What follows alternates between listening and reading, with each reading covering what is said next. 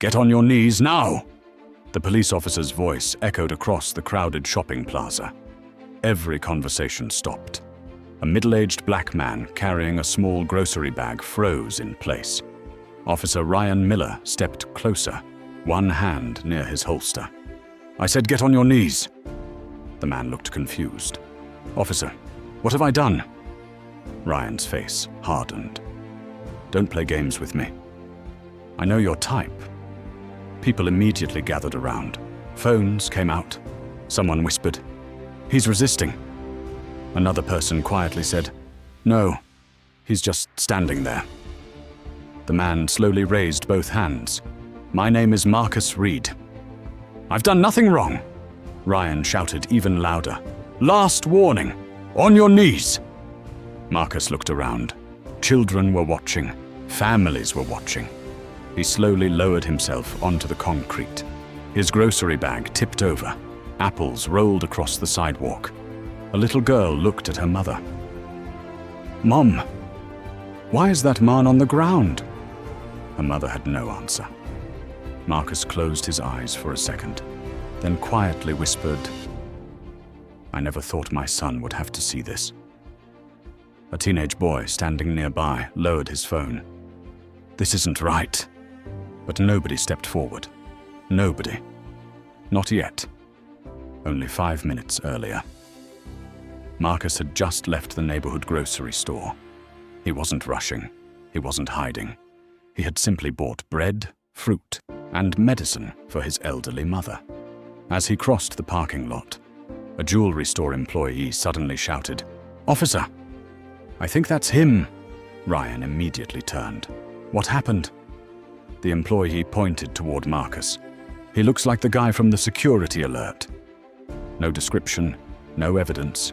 Just, he looks like him. Without asking another question, Ryan hurried toward Marcus. Stop right there. Marcus stopped immediately. Is something wrong, officer? Ryan ignored the question. Put your hands where I can see them. Marcus calmly complied. Nearby shoppers began staring. Within seconds, the parking lot felt like a stage. Ryan circled Marcus. What's in the bag? Groceries. Open it. Marcus slowly opened the bag. Bread, milk, fruit, medicine, nothing else. Ryan frowned. Where were you 10 minutes ago? Inside the grocery store. Can anyone prove that? Marcus quietly held up his receipt.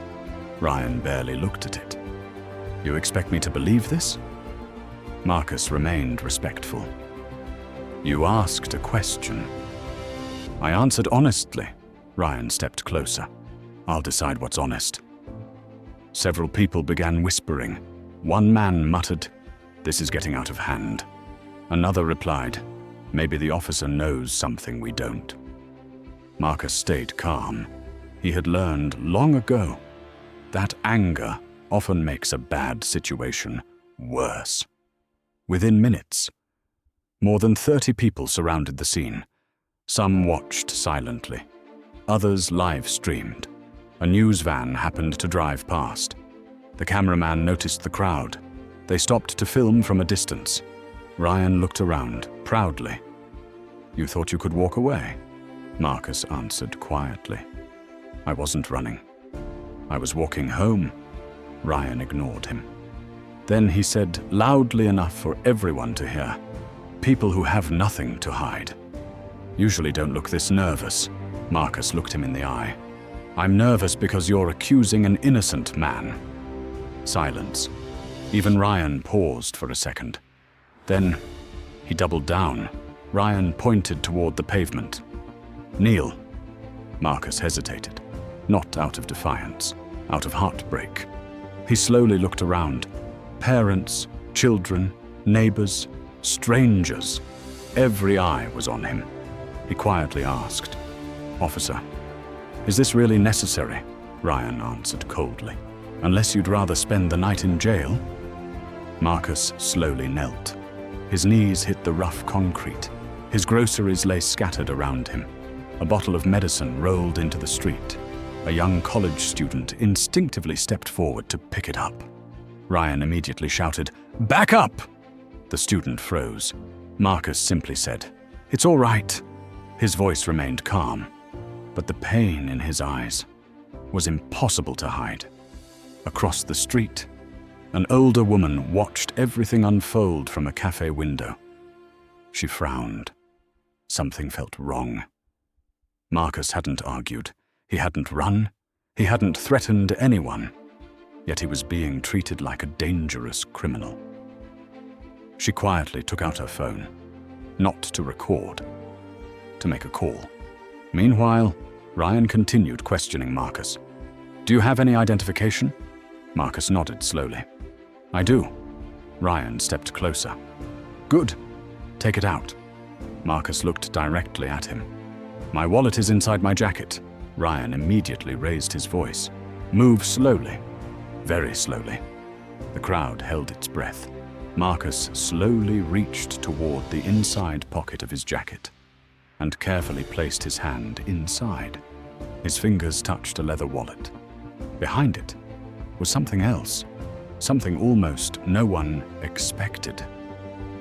Marcus paused for just a moment, looked up at the officer, then slowly began pulling it out. The entire parking lot held its breath. Marcus slowly removed a worn black leather wallet. Behind it, he carefully pulled out a gold-colored credential holder. He did not wave it around. He simply held it closed in his hand.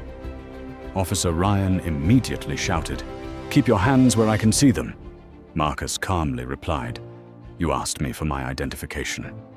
Ryan nodded toward the credential. "Open it." Marcus slowly flipped it open. Inside was an official federal credential, identifying him as a civil rights compliance investigator, assigned to review complaints involving public interactions and procedural fairness. Ryan's confident expression disappeared. "What?" Marcus remained calm. "I wasn't hiding it. You asked." I answered. The crowd fell silent. Several people lowered their phones. Just then, the older woman from the cafe walked across the street. "I'm Helen Brooks. I own the jewelry store." Everyone turned toward her. She looked at Officer Ryan. "I checked our security cameras." Ryan looked confused. Helen continued, "The man who stole from us left 7 minutes before Mr. Reed even walked into the parking lot." The crowd gasped. She held up her tablet. The video clearly showed the actual suspect wearing a different jacket, different shoes, and leaving in another direction. Helen looked directly at Marcus. "I'm so sorry. I should have verified the facts before anyone pointed a finger." Marcus nodded respectfully. "Thank you for telling the truth." Police sirens echoed nearby. A second patrol car stopped. Captain Laura Bennett stepped out, a 52-year-old veteran officer known for fairness. She immediately noticed Marcus still kneeling. Her face hardened. "Why is this man still on the ground?" Ryan quickly answered. "I believed he matched a suspect." Captain Bennett looked at the tablet, then at the grocery receipt, then at Marcus. Finally, she looked back at Ryan. "Did he threaten anyone?" "No." "Did he run?" "No." "Did he refuse your instructions?" Ryan quietly answered, "No." The captain took a deep breath. Then why was he treated like a dangerous criminal in front of dozens of people? Ryan had no answer. Captain Bennett helped Marcus to his feet herself.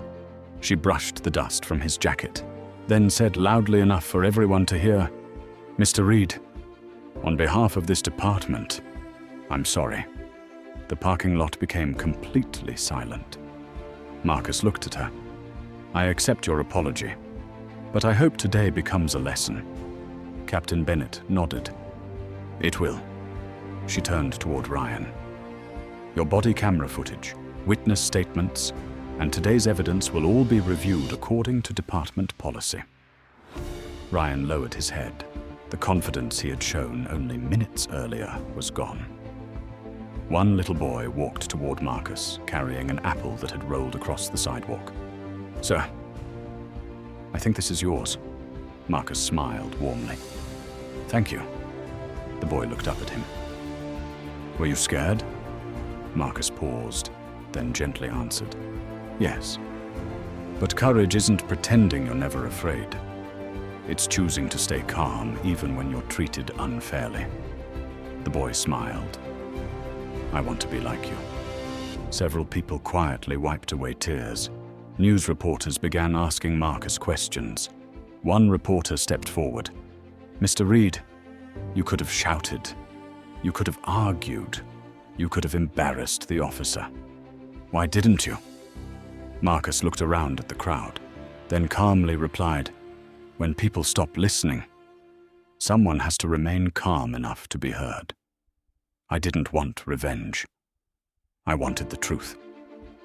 The crowd applauded, not because Marcus had power, not because of the badge, but because he had answered humiliation with dignity. As Marcus picked up the last of his groceries, Captain Bennett quietly handed him the bottle of medicine that had rolled into the street. Marcus smiled. Thank you. He walked home the same way he had planned that morning, carrying groceries, carrying medicine, and carrying something even more important, his dignity. Sometimes, the strongest victory isn't proving someone else wrong. It's refusing to let unfair treatment change who you are. Because respect isn't earned by a title. It should be given to every person. If you believe karma never fails and that everyone deserves to be treated with dignity and fairness, comment one word, karma, like this video if it moved you.